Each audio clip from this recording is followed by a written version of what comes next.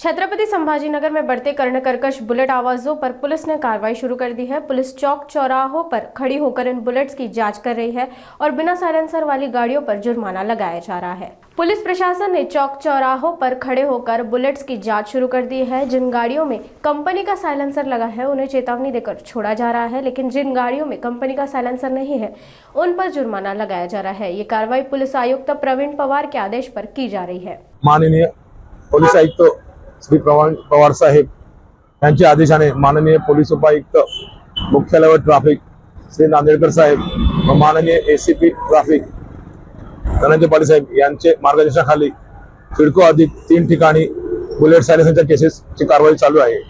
सावरकर चौक, MGM आणि cannot अद्यापर्यंत 10 बुलेटवरती कारवाई करण्यात आलेली आहे।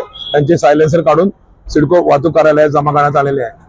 त्यानुसार वेळोवेळी माननीय वरिष्ठांच्या आदेशानुसार ट्रिपल सीट, रॉंग साइड, जास्त अस्ताव्यस्त लावलेली वाहने, 2 व्हीलर, 4 व्हीलर, रिक्षा या वाहनांवर आपण दंडात्मक कारवाई करतो।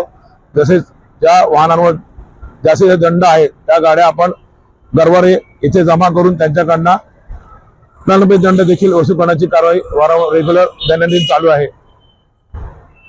किती वाहनावर कारवाई केली? आज आपण काल 10 बुलेट सायलेन्सरची कारवाई केलेली आहे। काल संध्याकाळच्या वेळी 1 तासामध्ये कॅनॉट परिसरात।